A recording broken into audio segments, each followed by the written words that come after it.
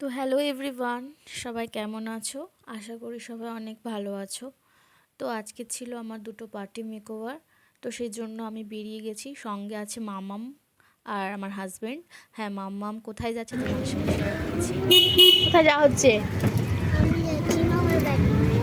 আর আমি কোথায় যাচ্ছি? তুমি যাচ্ছ সাথে? সারাতে যাচ্ছি। তুমি মামার বাড়ি কেন যাচ্ছ?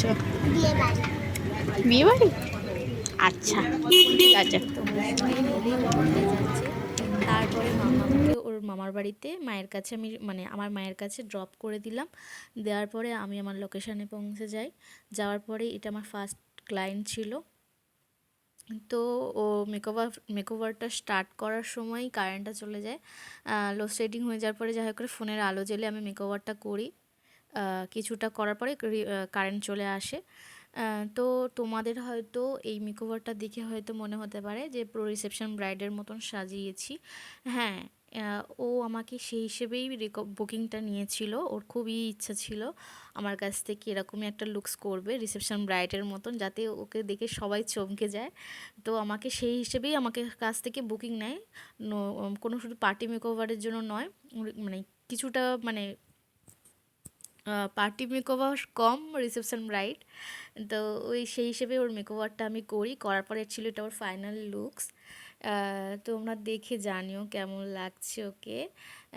ওর আমার কাছে একটা কথাই ও আমার কাছে বলেছিল, সব কিছু ওর বেস মেকআপ নিয়ে কোনো কিছু বলার ছিল না। ও শুধু বলেছিল আই মেকআপটা একটু সুন্দর হবে আর একটু হেয়ার স্টাইলটা সুন্দর হবে, বাট হেয়ারে কোনো স্প্রে ইউজ করা যাবে না। ও হেয়ার স্প্রেটা দিতে চাইছিল না। তো সেই হিসেবেই আমি আর কি করব, যে যতটা সম্ভব ওর স্প্রে ছাড়া যদি কোনো হেয়ার স্টাইল করা যায়, তো সেই হিসেবেই আমি ওর হেয়ার স্টাইলটা করি। সিম্পলের উপর দিয়ে সামনে একটু কার্লস করেছিলাম। করার পরে এটা ছিল সিঁদুর পরানোর ভিডিও। মানে ভীষণই, মানে কি বলবো, আমি নিজেই ওকে দেখছিলাম, ওকে এতটা মিষ্টি লাগছিল। সবাই মানে মানে কি বলবো, সবাই এসে ওকেও দেখে যাচ্ছে, সবাই দেখতে আসছিল আমি যখন ওকে সাজাচ্ছিলাম, যেন ওর বিয়ে।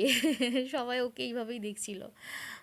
তো সবাই ভীষণ কমপ্লিমেন্টস দিয়েছে যে খুব সুন্দর লাগছে। বিশেষ করে ও ভীষণ খুশি ছিল আমার কাছ থেকে মেকওভার করার পরে ওর আমি রিভিউ পোস্ট করেওছি।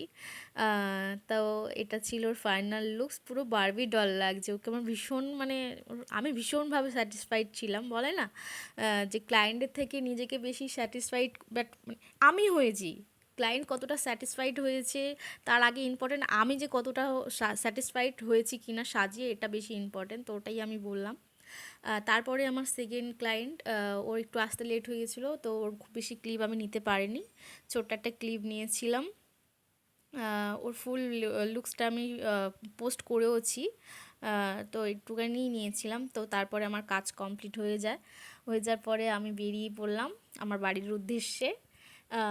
তো ও আমাকে খানিকটা এগিয়ে দিতে এসেছিলো। তো এই পর্যন্তই ছিল আজকের ভিডিও। আজকে সারাদিনটা কেমন কাটলো এটাই তোমাদের ছোট্ট করে শেয়ার করা। যদি ভিডিওটা ভালো লাগে থাকে তো অবশ্যই লাইক করো। আর টাটা, সবাইকে ভালো থেকো।